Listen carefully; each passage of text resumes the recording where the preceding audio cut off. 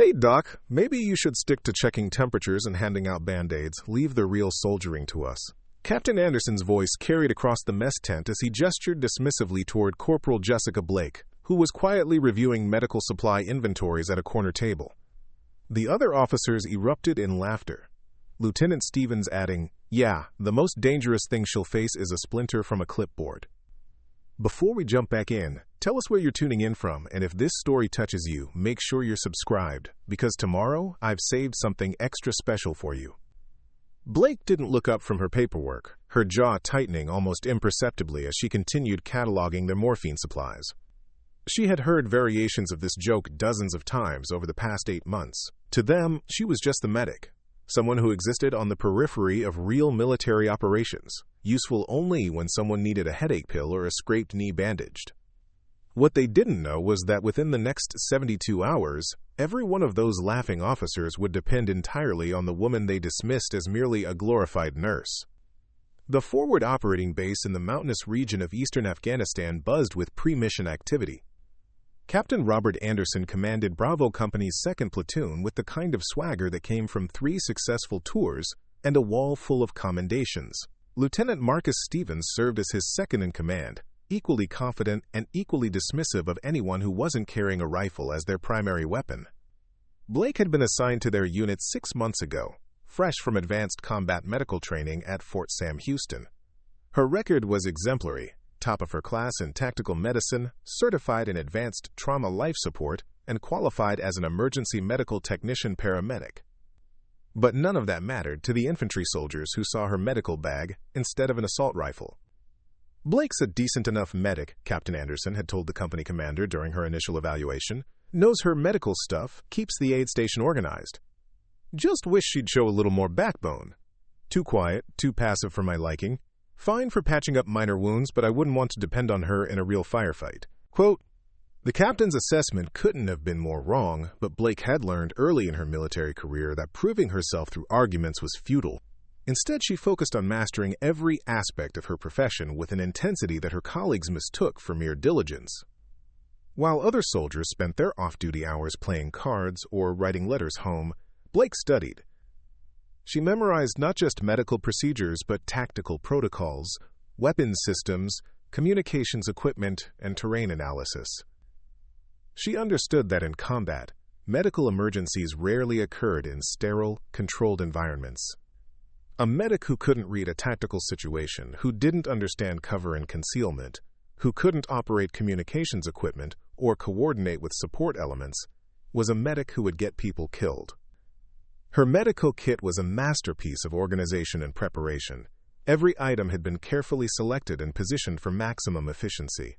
She carried supplies that standard medics didn't: specialized trauma equipment, advanced airway management tools, and emergency surgical instruments that she had purchased with her own money and trained herself to use through countless hours of practice. "Blake, you're overthinking this," Staff Sergeant Williams had told her during a training exercise. "It's not rocket science. Stop the bleeding, start the breathing, treat for shock, call for evacuation. Everything else is just showing off." But Blake knew that everything else was often the difference between a soldier going home and a soldier going home in a flag-draped coffin. She had seen too many preventable deaths during her previous deployment in Iraq, casualties that might have survived if their medic had been better prepared, better trained, or better equipped. The other soldiers in 2nd Platoon had mixed feelings about their medic. They appreciated her competence when they needed medical attention. She was gentle, thorough, and never made them feel foolish for seeking treatment. But her quiet intensity made them uncomfortable. She didn't joke around during downtime, didn't participate in the casual banter that helped soldiers cope with the stress of deployment. "She's weird," Private First Class Thompson confided to his buddy, "always studying something, always checking and rechecking her equipment. It's like she's expecting World War III to break out tomorrow." Specialist Johnson nodded in agreement. "Yeah, and have you seen all that extra gear she carries? Half of it isn't even standard medical equipment. Command probably doesn't even know she has it." What they interpreted as obsessiveness was actually Blake's response to hard-earned wisdom. During her first deployment, she had been a standard medic with standard equipment and standard training. She had followed protocols, stayed within her designated role, and trusted that others would handle anything outside her lane. That approach had cost lives. Soldiers who might have survived if she had been better prepared, more knowledgeable, more capable of adapting to rapidly changing circumstances. The night before their current mission, Blake had been in the communications tent, ostensibly checking on a radio operator who had complained of persistent headaches. While examining him, she had quietly observed the intelligence briefing being prepared for the morning. The mission profile showed several concerning elements: elevated threat level, limited air support availability, and a route that passed through terrain known for complex ambush sites. Sergeant Murphy, she had approached the communications chief after finishing her examination. "I noticed the medical evacuation grid coordinates for tomorrow's patrol route. Has anyone verified the accuracy of the coordinates for the alternate extraction sites?" Murphy looked at her with mild surprise. "That's not really your concern, Doc. The officers handle the tactical planning. You just worry about keeping everyone healthy." Blake had nodded politely but privately made note of the grid coordinates. Later that night, she had cross-referenced them with her own topographical maps she had studied extensively, despite having no official requirement to do so. What she discovered made her stomach knot with concern. 2 of the 3 alternate evacuation sites were in locations that would be extremely difficult for helicopter access, and one was positioned in what appeared to be a natural kill zone. She had debated whether to bring her concerns to Captain Anderson, but past experience had taught her that unsolicited tactical advice from a medic was unwelcome. Instead, she had spent the remaining hours before dawn making subtle adjustments to her equipment loadout, adding items that might prove crucial if the mission encountered complications. The morning briefing had been routine, with Captain Anderson outlining their objectives with his usual confidence. They would be conducting a reconnaissance patrol to investigate reported enemy activity in a series of mountain villages. Intelligence suggested minimal hostile presence, making it what the officers considered a milk run, a relatively safe mission perfect for keeping their operational tempo up, without exposing the platoon to significant risk. "Questions?" Captain Anderson had asked at the conclusion of his briefing. Blake had raised her hand tentatively. "Sir, regarding medical evacuation procedures, should we review the alternate extraction protocols given the terrain challenges?" Lieutenant Stevens had rolled his eyes. "Blake, we've covered this in previous briefings. Standard medevac procedures apply. Is there some specific medical concern you have?" "No, sir. Just wanted to ensure I was prepared for any contingencies." "Well, let's hope the only contingency you'll need to prepare for is someone twisting an ankle on a rock," Captain Anderson had replied, generating another round of chuckles from the assembled soldiers. As the platoon prepared to move out, Blake had made her final equipment checks with the methodical precision that her colleagues found excessive. Medical supplies, communications equipment, maps, survival gear, and several items that weren't part of standard medic loadout, but which she had learned to carry through hard experience. "Ready to go save lives with your thermometer, Doc," Private Thompson had joked as they formed up for movement. Blake had simply nodded, adjusting the straps on her aid bag. She understood their perspective. They had never seen her in a real crisis, never witnessed what she was truly capable of when circumstances demanded it. To them, she was just the medic, a necessary but non-essential member of the team whose primary value lay in treating minor ailments and providing a false sense of security about medical support. They were about to discover how wrong they were. The mountain air was crisp as 2nd Platoon moved through the narrow valley in tactical formation. Captain Anderson led from the 2nd position, maintaining radio contact with both his point man and the forward operating base. The intelligence briefing had predicted clear weather and minimal enemy activity, making this reconnaissance mission feel almost routine. Blake moved with the main body of the patrol, her medical bag secured tightly against her back as she scanned the terrain with eyes trained to spot potential casualty collection points. The rocky outcroppings and steep slopes presented numerous challenges for medical evacuation, exactly as she had anticipated during her private map study the night before. Specialist Rodriguez, Walking Point, had just crested a small ridge when the world exploded into chaos. The improvised explosive device had been expertly concealed beneath a natural stone formation, positioned to maximize casualties when triggered by the lead elements of any patrol following the obvious route through the valley. The blast wave knocked every soldier within 50 meters to the ground. Blake felt her ears ringing as she instinctively rolled toward the nearest cover, her training taking over before her conscious mind could process what had happened. Through the settling dust and debris, she could see bodies scattered across the narrow trail. "IED! IED!" Someone screamed, though the voice sounded muffled and distant through her damaged hearing. Secondary explosions began erupting around their position, as enemy fighters triggered additional devices and opened fire from concealed positions on the surrounding ridgelines. Blake forced herself to focus through the disorientation, conducting a rapid self-assessment for injuries before moving to help others. A quick inventory revealed she was physically intact, though her left shoulder ached from impacting the rocky ground. More importantly, her medical equipment had remained secure and undamaged. Captain Anderson was 30 meters ahead, motionless near the blast crater. Lieutenant Stevens lay closer, blood visible on his uniform as he attempted to crawl toward better cover. The radio operator, Corporal Martinez, was conscious but trapped beneath a large boulder that had been dislodged by the explosion. Preparing and narrating this story took us a lot of time, so if you are enjoying it, subscribe to our channel. It means a lot to us. Now back to the story. "Medic!" The call came from multiple directions simultaneously, as soldiers began recognizing the extent of their casualties. Blake assessed the tactical situation with the same methodical approach she applied to medical emergencies.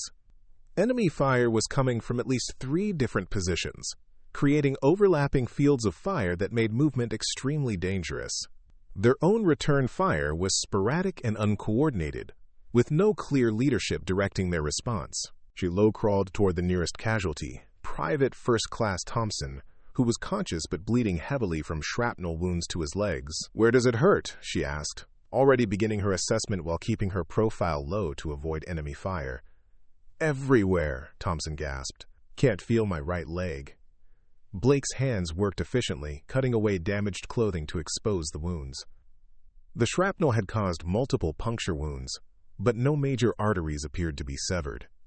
She applied pressure dressings and combat tourniquets with practiced precision, her movements economical and purposeful despite the bullets impacting nearby. "Thompson, you're going to be fine," she said firmly, securing the last bandage. "Stay down and keep pressure on this dressing. I'll be back." Before he could respond, she was already moving toward the next casualty. Staff Sergeant Williams was attempting to organize a defensive perimeter, but his left arm hung useless at his side, clearly fractured from the blast impact. "Sergeant, let me check that arm," Blake called out as she reached his position. "Negative, Doc. I'm functional. Check on the captain first." Blake looked toward Anderson's motionless form, then back at Williams. "The captain is my next priority, but you're losing effectiveness every second with that fracture. 30 seconds to immobilize it properly, then you can coordinate our defense." Williams nodded grimly, understanding the tactical logic. Blake quickly fashioned a field splint, using materials from her aid bag, securing his arm in a position that would allow him to continue functioning while preventing further damage. As she worked, she kept one eye on the tactical situation developing around them. The enemy fire was becoming more accurate and coordinated, suggesting they were facing a well-planned ambush rather than a chance encounter. Their own radio communications appeared to be disrupted, with no clear contact being maintained with their base. "There," she said, finishing the splint. "Keep it immobilized and you should maintain about 70% function." Williams flexed his fingers experimentally, surprised at how much mobility remained. "Thanks, Doc. Now get to the captain." Blake sprinted across the exposed ground toward Anderson's position, using the available cover while staying below the enemy's line of sight. What she found when she reached him confirmed her worst fears about their tactical situation. Captain Anderson was alive, but unconscious, with obvious signs of severe concussion from the blast. More critically, Lieutenant Stevens, who should have assumed command, was barely conscious and suffering from significant blood loss. The 2 senior leaders who should have been coordinating their response to the ambush were effectively out of action. She began her assessment of Anderson, checking for spinal injuries while monitoring his vital signs. His pupils were reactive but unequal, suggesting increased intracranial pressure. Without immediate medical intervention and evacuation, his condition would likely deteriorate rapidly. "Captain," she said loudly, attempting to elicit a response. "Can you hear me?" Anderson's eyes fluttered but didn't focus. He mumbled something incomprehensible before losing consciousness again.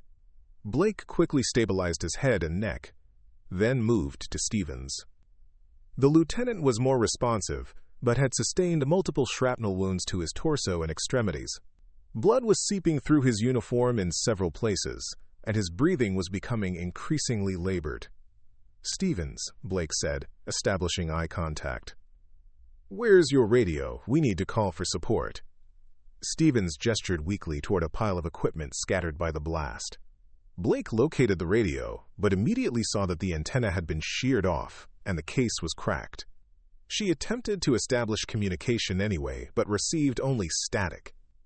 As she worked to treat Stevens' wounds, Blake found herself processing multiple levels of crisis simultaneously. The medical emergencies were severe but manageable with her training and equipment. The tactical situation was deteriorating rapidly without effective leadership, and their ability to call for support appeared to be completely compromised. "Doc," Specialist Johnson called from behind a boulder. "Rodriguez is hurt badly up front. He's calling for you." Blake looked between her two wounded officers and the sound of Johnson's voice. Multiple casualties requiring immediate attention, no functioning command structure, no reliable communications with their base, and an unknown number of enemy fighters maintaining fire superiority from elevated positions. It was exactly the kind of complex, multifaceted crisis that her colleagues believed was beyond the scope of a medic's responsibilities. They expected her to treat wounds and call for evacuation while others handled the tactical situation. But with both senior leaders incapacitated, there was no one else to coordinate their response.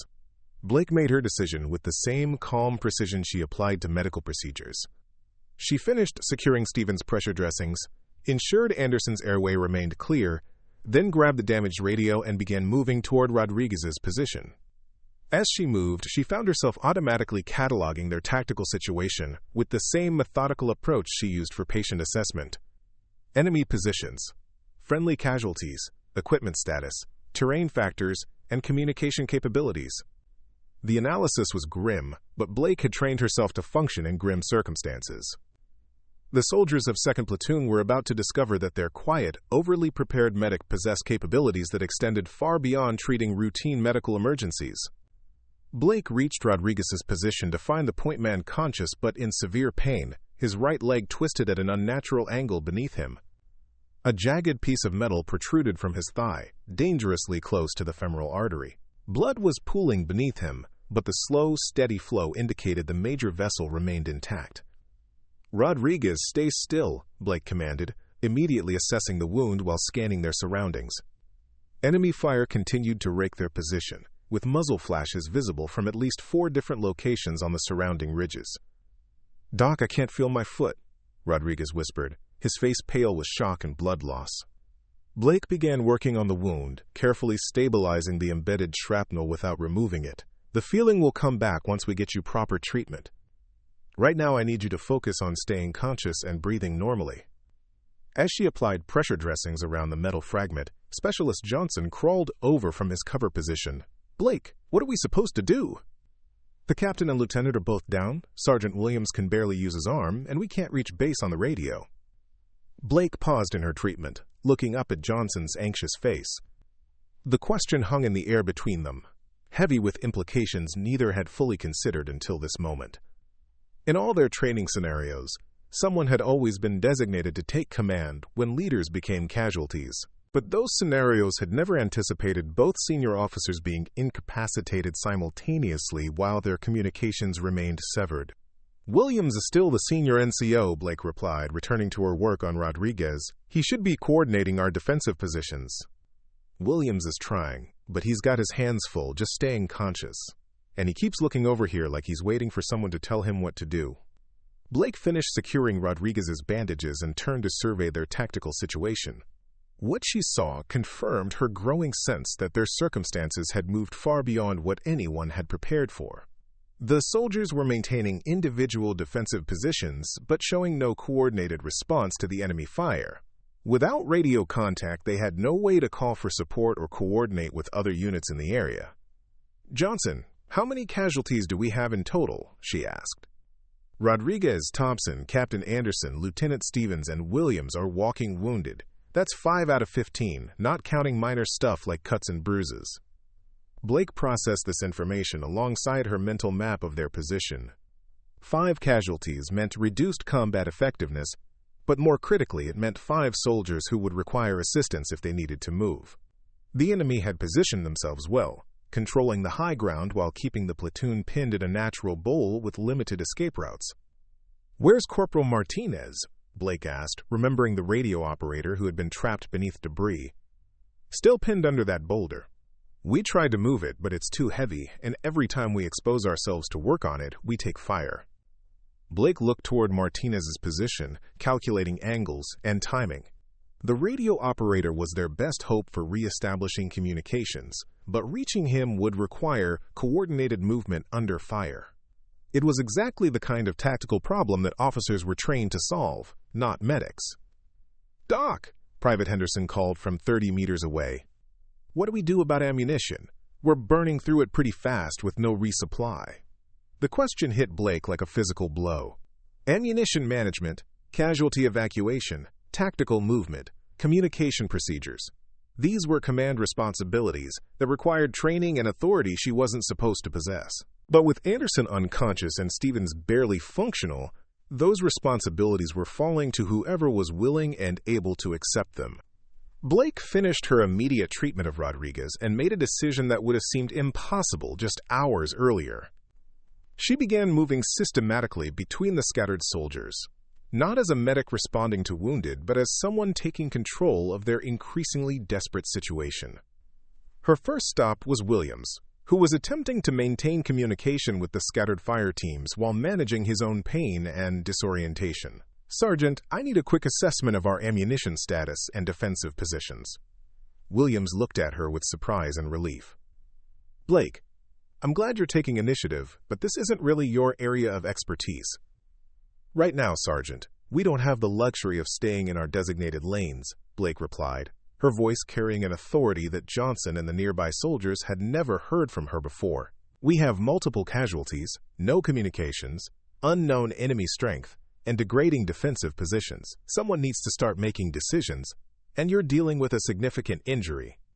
Williams studied her face for a moment, recognizing something he had never seen in the quiet medic, who usually deferred to everyone else's authority. "What do you need to know?" "Current ammunition status for each position, fields of fire coverage, and your assessment of enemy positions based on observed muzzle flashes." As Williams provided the tactical briefing, Blake found herself processing the information with an analytical precision that surprised even her. The nighttime map studies, the communication procedures she had observed, the tactical manuals she had read during off-duty hours. All of it was coming together into a comprehensive understanding of their situation. "Henderson, Private Burke moved to cover Rodriguez's evacuation," Blake called out, her voice carrying across their position with new confidence. "Covering fire in 30 seconds.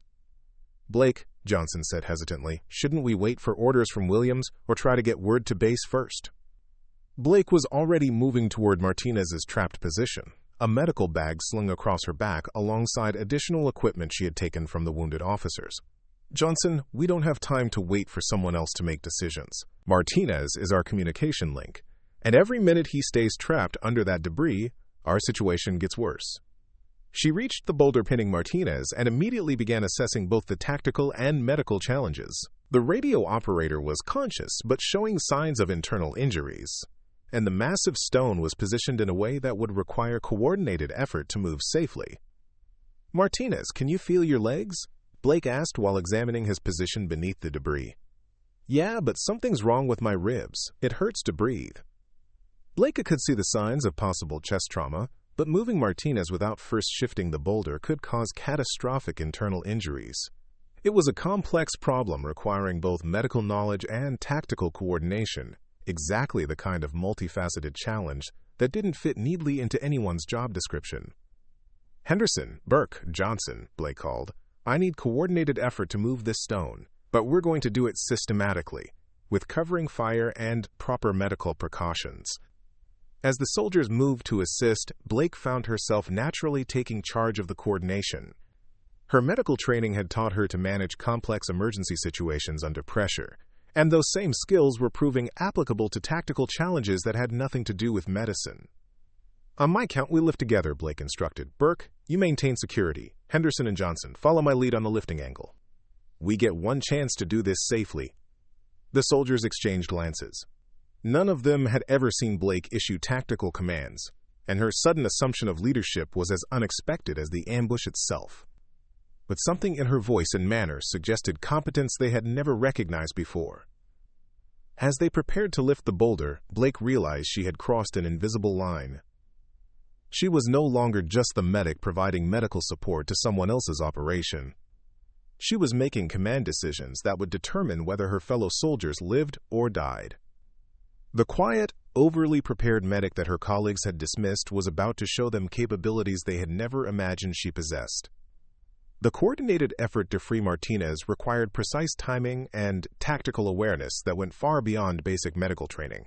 Blake positioned herself at the optimal angle to monitor both the lifting process and Martinez's medical condition, while directing the other soldiers' movements with unexpected precision. "Burke, I need suppressive fire directed at grid reference 347 to 892, Blake called out, consulting a map she had pulled from her cargo pocket. 2-second bursts every 15 seconds to keep their heads down while we work. Burke stared at her in amazement. "Blake, how do you know that grid reference?" "I memorized the topographical survey of this entire valley last month," Blake replied matter-of-factly, checking Martinez's pulse while calculating the lifting vectors for the boulder. "Ready position for lift. Henderson, angle your leverage point 12 degrees to the left to avoid putting pressure on Martinez's chest cavity." As they lifted the massive stone, Blake monitored Martinez's vital signs and breathing patterns with one hand while directing the tactical operation with the other. The moment the weight lifted off his torso, she immediately began assessing for internal injuries, her fingers probing for signs of organ damage or internal bleeding. "Possible spleen injury, definite rib fractures," Blake announced, applying a specialized abdominal binder she had pulled from her enhanced medical kit. "Martinez, I'm going to give you something for the pain, but I need you conscious to work the radio." Martinez looked up at her with confusion and growing respect. "Doc, where did you learn to coordinate tactical movements like that?" Blake administered a carefully measured dose of pain medication while answering. "Combat Medical Specialist School includes tactical medicine training. We're supposed to function in hostile environments, not just sterile aid stations." She paused, adjusting his position for optimal breathing. "Plus, I spent my off-duty time studying the same manuals the officers use." Johnson, who had been watching the entire rescue operation, shook his head in disbelief. "Blake, you've been holding out on us. This is way beyond regular medic training." "Actually, it's not," Blake replied, helping Martinez into a sitting position against a protective boulder. "The problem is that most people think medics are just here to treat routine injuries. But combat medicine means functioning when everything goes wrong simultaneously: medical emergencies, tactical situations, equipment failures, communication breakdowns." Quote. She pulled out Martinez's radio equipment and began examining the damaged components with the same systematic approach she applied to medical assessments. Her fingers traced the circuitry and connections with obvious familiarity, identifying specific problems that most soldiers wouldn't even recognize. "The primary antenna array is severed, but the secondary transmission coil is intact," Blake explained, pulling tools from a utility pouch that soldiers hadn't even known she carried. "Martinez, I need you to walk me through the frequency modulation settings while I bypass the damaged components." Martinez stared at her as she began making precise modifications to the radio circuitry. "Blake, how do you know about electronics repair? That's not in any medical training I've heard of." Blake's hands continued working while she explained. "During my first deployment in Iraq, our unit lost 3 radio operators in the first week. I spent my recovery time after a convoy attack learning everything I could about communications equipment, because waiting for someone else to fix critical gear was getting people killed." As she worked, Blake's previous deployment experiences began emerging in fragments that revealed a much more complex background than anyone had known. The quiet medic, who had seemed almost passive in garrison, had apparently accumulated extensive additional training and combat experience that she had never mentioned. "There," Blake said, completing her modifications to the radio. "Martinez, try to establish contact with the base now. I've rerouted the transmission through the emergency frequency backup, but the signal strength will be limited." Martinez began transmitting while Blake turned her attention to the larger tactical situation. She pulled out a detailed map, not the standard issue version, but a hand-annotated topographical survey that showed terrain features, elevation changes, and tactical considerations in meticulous detail. "Williams," Blake called to the wounded sergeant, "I need to show you something about our position." Williams approached, still favoring his injured arm but moving more confidently since Blake had treated him. When he saw her map, his expression shifted to surprise and growing understanding. "Blake, this is incredibly detailed intelligence. Where did you get this level of terrain analysis?" Blake pointed to specific features on her map while explaining. "I've been conducting personal reconnaissance of this entire operational area for 3 months. Every time we had medical runs to forward positions, I was mapping terrain features, potential landing zones, escape routes, and tactical considerations." Williams studied the annotations, recognizing professional-level military intelligence work. This is the kind of analysis that usually comes from specialized reconnaissance units. "How did you develop these skills?" "Before I became a medic, I spent 2 years as an intelligence analyst with the 82nd Airborne," Blake replied, continuing to point out terrain features. "I transferred to medical when I realized that intelligence work wasn't saving lives directly enough for what I wanted to do." The revelation hit Williams like a physical shock. "You're a former intelligence? Blake, why didn't you ever mention this?" Blake looked up from her map with a slight smile. "Because every time I tried to contribute anything beyond basic medical support, officers told me to stay in my lane and focus on medical duties. So I did, while privately preparing for situations exactly like this one." Henderson, who had been listening to the conversation while maintaining security, called over to them. "Blake Martinez is getting response signals from base, but he says the transmission is weak and intermittent."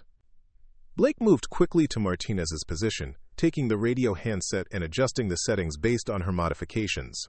When she began transmitting, her radio procedure was flawless. Professional military communication protocols, delivered with precision that demonstrated extensive training. "Base Station Alpha, this is Bravo 26 Medical. We have multiple casualties requiring immediate extraction. Grid reference 347 to 885.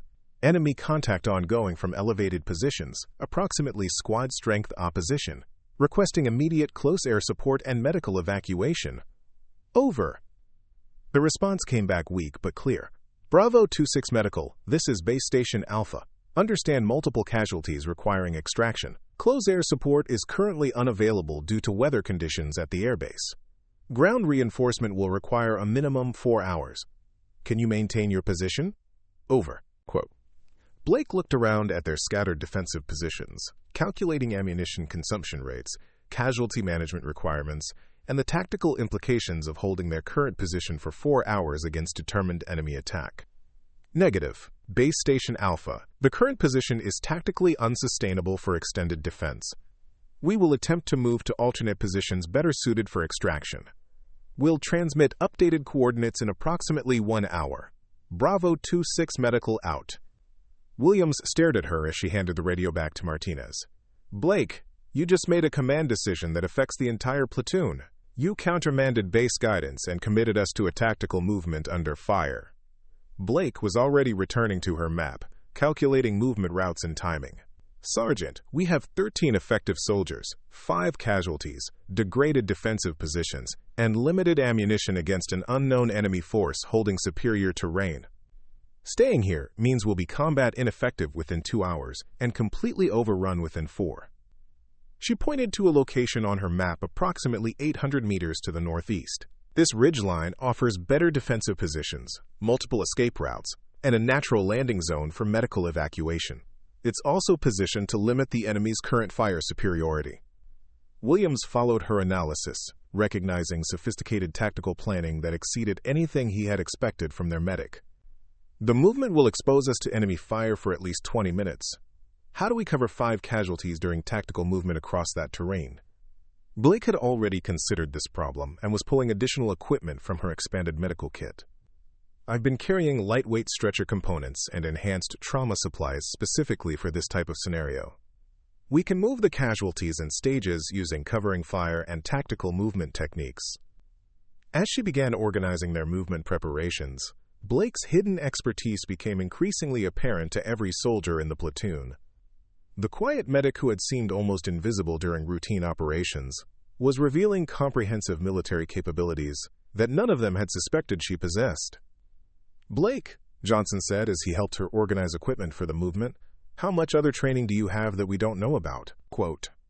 Blake paused in her preparations, looking around at the soldiers who were beginning to see her in an entirely different light, enough to get us out of this alive. That's what matters right now.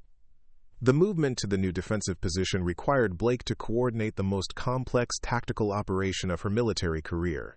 She had 13 ambulatory soldiers, 5 casualties of varying severity, limited ammunition, and 800 meters of hostile terrain to cross while under sporadic enemy fire. "Henderson, Burke, you're Team Alpha," Blake instructed, sketching movement paths in the dirt. "You'll provide overwatch from this position, while Team Bravo moves with the first group of casualties.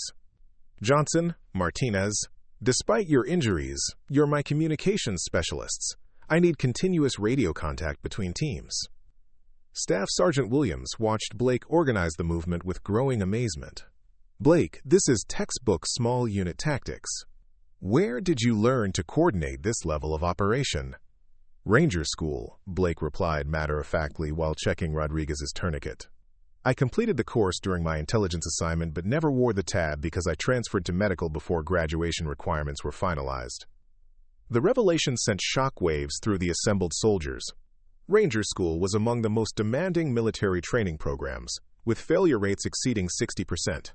The quiet medic they had dismissed for 8 months was a Ranger qualified intelligence analyst with advanced medical training. "Are you Ranger qualified?" Private Thompson asked from his stretcher, staring at Blake with new respect. "Holy shit, Blake. You've been sandbagging us for months." Blake was organizing medical supplies for transport while simultaneously calculating ammunition distribution for the movement. "Thompson, language. And I wasn't sandbagging anyone. I was doing exactly what I was assigned to do, providing medical support to the platoon." She paused in her preparations, looking around at the soldiers who were seeing her capabilities for the first time.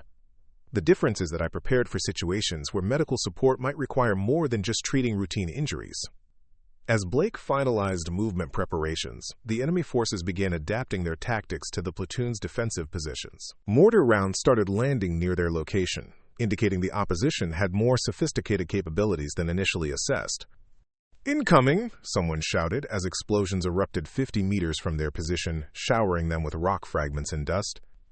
Blake immediately assessed the tactical implications while checking her casualties for additional injuries from the blast effects. "They're adjusting indirect fire to force us out of cover.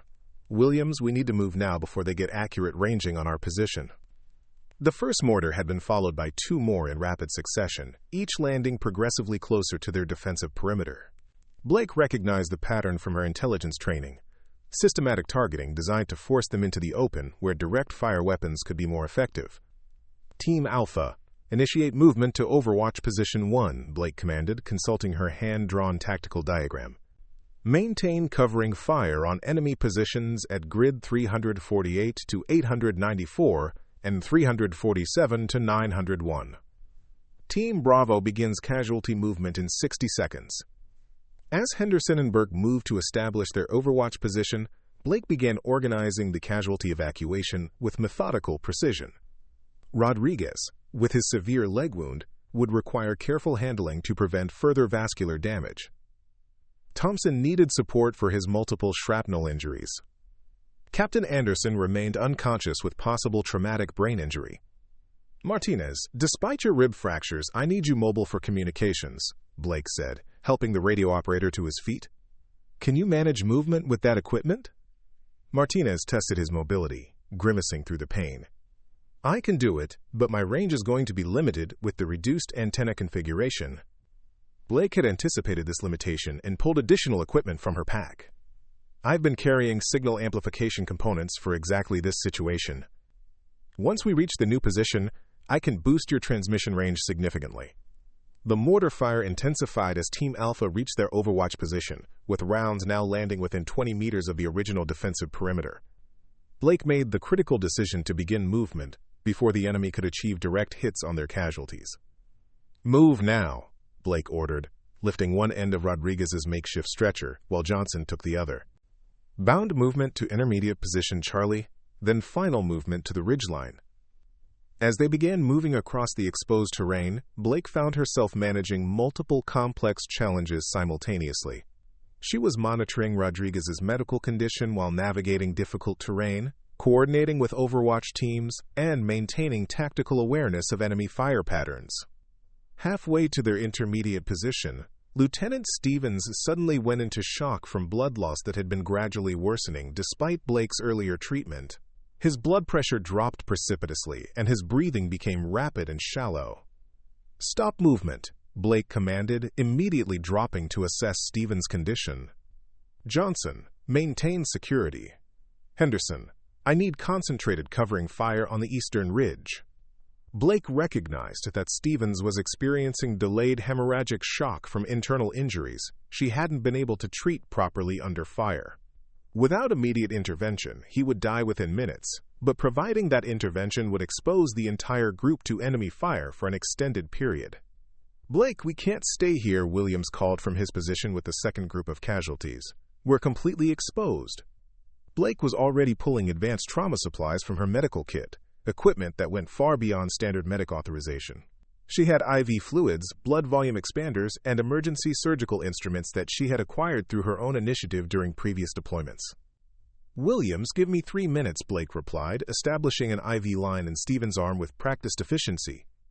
"I can stabilize him enough for movement, but he'll die if we don't treat the shock now." As she worked to restore Stevens' blood volume and circulation, Blake simultaneously directed tactical movement for the rest of the platoon. Her ability to manage medical emergencies while coordinating defensive operations was demonstrating capabilities that exceeded the scope of any single military specialty. Team Alpha, shift fire to grid 348 to 889. "Enemy movement detected in that sector," Blake called out while monitoring Stevens' vital signs. "Team Bravo, prepare for rapid movement in 90 seconds. The IV fluids began taking effect, and Stevens' condition stabilized enough for transport. Blake had literally saved his life while under enemy fire, managing both medical and tactical challenges with equal competence. "Stevens is stable for movement," Blake announced, helping lift his stretcher. "Bound movement to final position, 15-second intervals between teams." As they continued toward the ridgeline, Blake's tactical modifications to their movement plan began proving their value. The route she had selected provided natural cover while limiting exposure to enemy observation. Her timing calculations had accounted for the enemy's likely response patterns based on her intelligence analysis training. "Blake," Rodriguez said weakly from his stretcher as they neared the final position, "how did you know exactly where the enemy would concentrate their fire?" Blake was scanning the ridgeline ahead for optimal defensive positions while answering. "Intelligence analysis training teaches pattern recognition for enemy tactical behavior. Based on their positioning, equipment capabilities, and terrain constraints, their fire concentration patterns were predictable." When they reached the new defensive position, Blake immediately began organizing their perimeter, while simultaneously treating casualties and establishing communications. The ridgeline offered superior defensive terrain, multiple escape routes, and clear fields of fire, exactly as she had analyzed from her topographical maps. "Martinez, set up communications here," Blake instructed, pointing to a location that provided both cover and optimal antenna positioning. "I'll configure the signal amplification while Johnson establishes our defensive sectors." As she worked to enhance their radio capabilities, Blake found herself naturally assuming complete command of the platoon's tactical situation. The other soldiers were following her orders without question, recognizing that her comprehensive expertise was their best hope for survival. "Base Station Alpha, this is Bravo 26 Medical," Blake transmitted once the enhanced communications were operational. "We have successfully relocated to grid reference 348 to 901. Casualty status remains 5 personnel requiring medical evacuation. Request updated timeline for extraction support."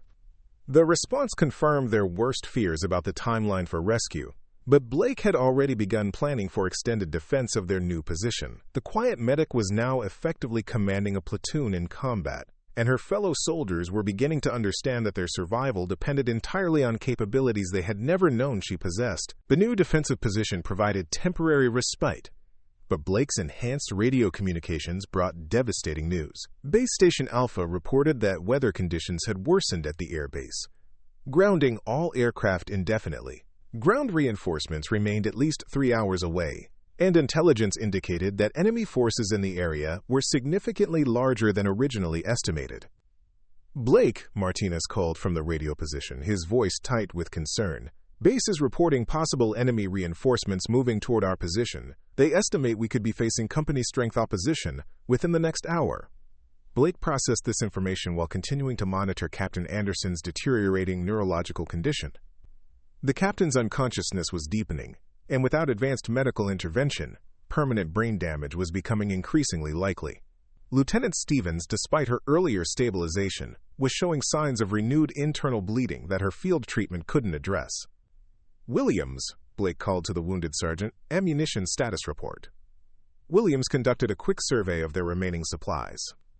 "We're down to about 20% of standard load, maybe 40 minutes of sustained engagement before we're reduced to sidearms and grenades." The tactical mathematics were grim and getting worse. Blake calculated their ammunition consumption rate against estimated enemy reinforcement timelines, and realized they were approaching a point where conventional defensive tactics would become impossible. She needed an alternative approach that would leverage her unique combination of skills. "Martinez, can you raise any other units operating in this sector?" Blake asked, studying her annotated topographical maps for alternatives that standard military doctrine wouldn't consider. "Negative on friendly units, but I'm picking up civilian air traffic approximately 15 kilometers south.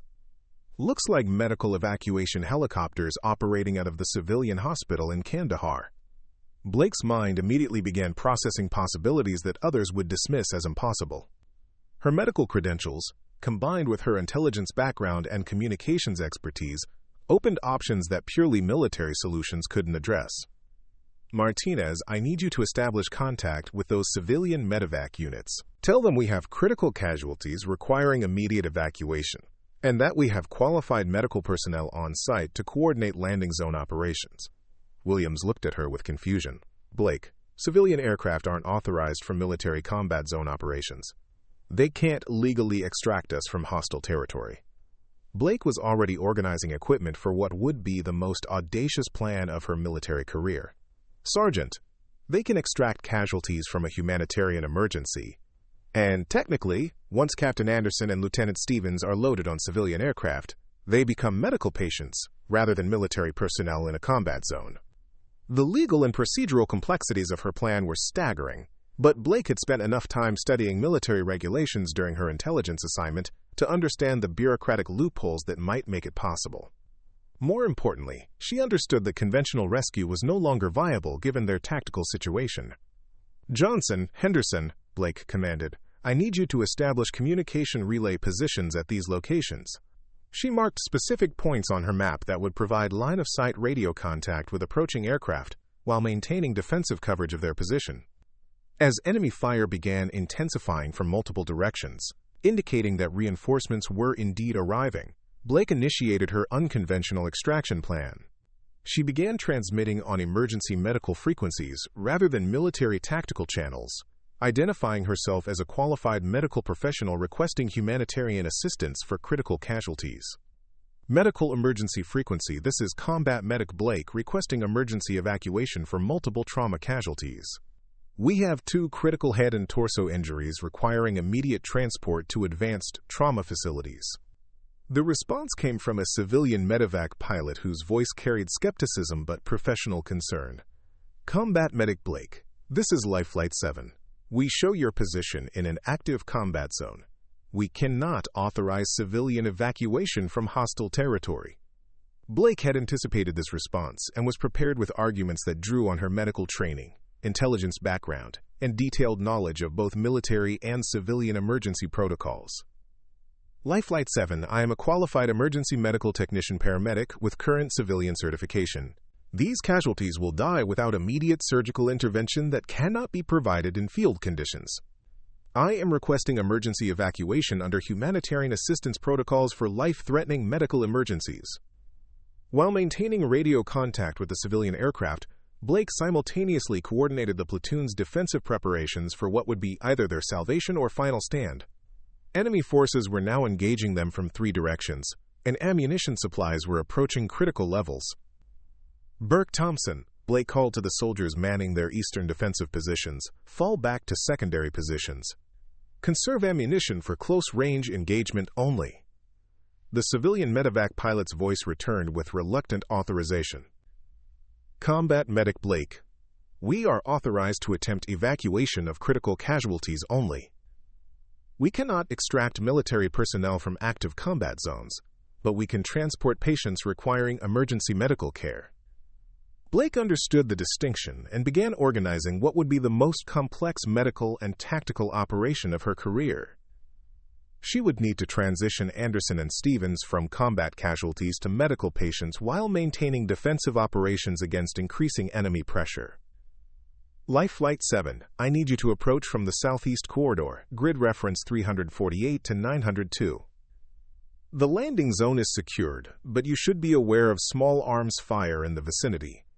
I will provide landing zone control and casualty preparation for immediate transport. As the sound of civilian helicopter rotors became audible over the weapons fire, Blake made her final preparations for an extraction that would require split-second timing and absolute precision. She had positioned Anderson and Stevens for rapid loading while organizing the remaining soldiers for defensive coverage of the landing zone. Williams, Blake said, checking her sidearm and medical equipment one final time, once the casualties are loaded, I'm going with them to provide in-flight medical care. You'll assume command of the remaining personnel and maintain defensive positions until ground reinforcements arrive. Williams stared at her with a mixture of admiration and concern. Blake, if you leave with a civilian aircraft, you're essentially abandoning your unit in combat. That could mean court-martial charges. Quote, Blake met his gaze steadily while the helicopter approached their position under sporadic enemy fire. Sergeant, Captain Anderson will die without immediate surgical intervention that I can provide during transport. Lieutenant Stevens needs continuous medical monitoring to prevent shock recurrence. My medical responsibilities supersede my tactical obligations. The life flight helicopter touched down in the cleared area Blake had designated, with the civilian crew moving efficiently to assist with casualty loading. Blake coordinated the transfer with professional medical protocols, while Johnson and Henderson provided covering fire against enemy positions attempting to target the aircraft. Critical patient number 1, possible traumatic brain injury with increased intracranial pressure, Blake reported to the flight medic as they loaded Anderson. Patient number 2, internal hemorrhage with recurring shock symptoms. Both require immediate transport to trauma surgery facilities.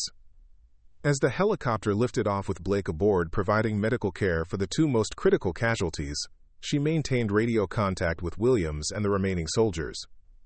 Her extraction plan had succeeded in saving the lives that were most immediately threatened, but 7 soldiers remained in defensive positions with limited ammunition against increasing enemy pressure.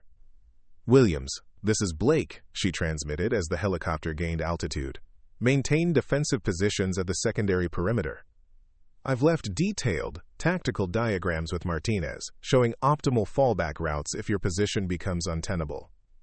The civilian medevac had solved the immediate medical crisis, but Blake realized that her most difficult command decisions were still ahead of her. She had successfully extracted the most critical casualties, but the cost was leaving her fellow soldiers in a deteriorating tactical situation that might require additional unconventional solutions. During the 20-minute flight to the trauma facility, Blake worked continuously to stabilize both casualties while coordinating rescue operations for her remaining soldiers via radio. Her hands moved with practiced precision, administering IV medications to maintain Anderson's blood pressure while monitoring Stevens for signs of renewed hemorrhaging. Life Flight 7, I need you to contact the Military Coordination Center upon landing, Blake instructed the civilian pilot. Inform them that 7 soldiers remain in defensive positions at grid 348 to 901 with critical ammunition shortage and increasing enemy contact. The flight medic working alongside Blake looked at her with growing amazement as she demonstrated advanced trauma care techniques while simultaneously maintaining tactical communication with ground forces. You're not just a combat medic, are you? Blake adjusted Anderson's IV flow rate while responding to Williams over the radio. I'm whatever these soldiers need me to be right now. Her radio coordination with the remaining platoon members revealed the tactical situation continuing to deteriorate. Enemy forces had moved closer to their defensive perimeter, and ammunition supplies were now at critical levels. But Blake's detailed fallback plans and defensive preparations were allowing Williams to maintain their position despite overwhelming odds. "Blake," Martinez's voice crackled over the radio, "Williams wants to know how long we should hold this position. We're down to about 10 minutes of effective ammunition." Blake had been anticipating this moment and had prepared contingency plans during her earlier tactical analysis. Martinez tells Williams to implement fallback plan Charlie at his discretion. "The defensive positions I marked on his map will allow you to maintain contact while conserving ammunition until reinforcements arrive." As the helicopter approached the trauma facility, Blake coordinated the handoff of her patients to the waiting surgical team while maintaining communication with her soldiers in the field. Her ability to transition seamlessly between high-level medical care and tactical command was demonstrating capabilities that had never been fully utilized during routine operations. Trauma team, patient 1 presents with severe traumatic brain injury, possible intracranial bleeding, unconscious for approximately 4 hours, Blake reported with professional medical precision. Patient 2 has sustained internal hemorrhage with recurring shock, requiring immediate surgical exploration for source control. Dr. Sarah Mitchell, the chief trauma surgeon, looked at Blake with professional respect as they transferred the casualties.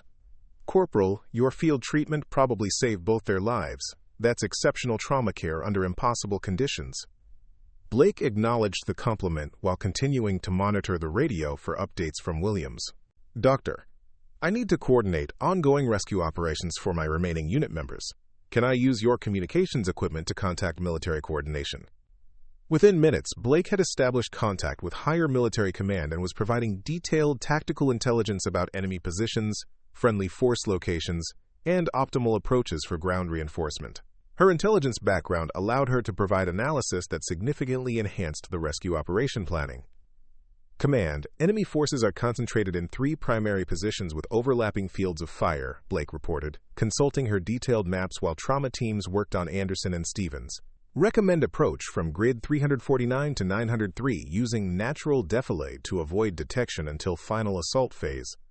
The military command officer coordinating the rescue operation recognized the quality of Blake's tactical analysis. "Corporal Blake, this is exceptional intelligence. How did you develop this level of terrain analysis and enemy assessment?" Blake was monitoring both patients' vital signs while responding. "Sir, intelligence specialist training combined with 3 months of personal reconnaissance in this operational area. I've been preparing for contingencies like this since our unit was first deployed to this sector." As surgical teams began operating on Anderson and Stevens, Blake maintained continuous communication with Williams and the remaining soldiers. Her tactical guidance and ammunition conservation strategies were allowing them to maintain defensive positions despite being outnumbered and outgunned. "Williams, ground reinforcement is approximately 30 minutes out," Blake transmitted. "Implement delaying tactics according to the defensive schema I drew on your map. Fall back to position Delta if enemy pressure becomes unsustainable." 2 hours later, Blake received confirmation that ground reinforcements had successfully reached Williams and the remaining platoon members. All 7 soldiers were extracted safely, with only minor additional injuries sustained during the final phase of the engagement. Captain Anderson emerged from surgery with successful treatment of his traumatic brain injury, though he would require extended recovery time. Lieutenant Stevens had undergone emergency surgery to repair internal bleeding and was expected to make a full recovery. Both officers owed their lives to Blake's field treatment and her unconventional extraction plan. The following morning, Blake was summoned to appear before Colonel Patricia Hayes, the base commander, to explain the previous day's events. The meeting would determine whether her actions would result in commendation or court-martial charges for abandoning her unit in combat. "Corporal Blake," Colonel Hayes began, reviewing the extensive after-action reports, "your actions yesterday went significantly beyond the scope of standard medic responsibilities. You assumed tactical command, made strategic decisions affecting the entire platoon, and extracted yourself from combat using civilian aircraft." Blake stood at attention, prepared to accept responsibility for decisions that had saved lives, but violated standard protocols. "Yes, ma'am. I accept full responsibility for my actions and their consequences." Colonel Hayes continued reviewing the reports, including detailed testimonies from every soldier in the platoon. "Williams reports that your tactical leadership and medical expertise saved the lives of multiple soldiers. Martinez states that your communications coordination was essential for successful rescue operations. Johnson claims that your intelligence analysis and defensive planning were the only reason any of them survived. The colonel set down the reports and looked directly at Blake. Corporal, in 30 years of military service, I have never read such unanimous testimony about a single soldier's performance under combat conditions. Every member of your platoon has stated unequivocally that you single-handedly saved their lives. Blake remained at attention, uncertain about the direction of the conversation. Ma'am, I was simply performing my duties to the best of my ability under the circumstances. Corporal Blake, you were performing duties far beyond your assigned role with capabilities that no one in your chain of command knew you possessed. Your service record shows medical training, but nothing about intelligence background, ranger qualifications, or advanced tactical training. Colonel Hayes stood and moved around her desk to face Blake directly. Why didn't you inform your commanders about your additional qualifications and training? Blake met the colonel's gaze steadily. Ma'am, every time I attempted to contribute beyond basic medical support, I was told to focus on my assigned responsibilities. I learned to prepare quietly for situations where those assigned responsibilities might not be sufficient. And yesterday, those preparations saved an entire platoon. 3 weeks later, Blake stood in formation as Colonel Hayes presented her with the Silver Star for exceptional valor under combat conditions. Captain Anderson, still recovering, but present for the ceremony, had personally recommended her for the decoration. Ladies and gentlemen, Colonel Hayes announced to the assembled unit, Corporal Jessica Blake represents the finest traditions of military service. When her unit faced impossible odds, she demonstrated that true military effectiveness comes not from staying within assigned roles, but from preparing to exceed those roles when circumstances demand it. After the ceremony, Lieutenant Stevens, now fully recovered, approached Blake with obvious respect. Blake, I owe you an apology. We had no idea what you were capable of. Blake adjusted her new decoration while responding. Sir, you weren't wrong about what I was supposed to be capable of. You were wrong about limiting yourselves to what you thought you needed from support personnel.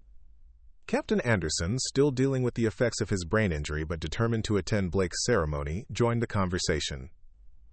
Blake, I've been thinking about what you said in that helicopter.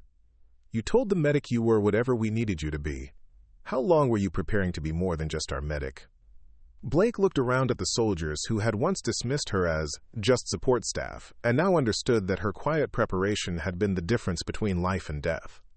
Sir, I've been preparing to be whatever my fellow soldiers might need since the day I took my oath. The only difference is that yesterday you finally needed everything I had prepared to give. The transformation was complete. Never again would anyone in their unit refer to essential support personnel as just anything. Blake had demonstrated that in modern military operations, survival often depends not on who carries the biggest weapon, but on who has prepared most comprehensively for the unexpected challenges that define combat. From that day forward, when new soldiers joined their unit and made jokes about just the medic, they were quickly corrected by veterans who understood that Corporal Jessica Blake had redefined what it meant to be ready for anything. Up next, you've got 2 more standout stories right on your screen. If this one hits the mark, you won't want to pass these up. Just click and check them out. And don't forget to subscribe and turn on the notification bell so you don't miss any upload from us.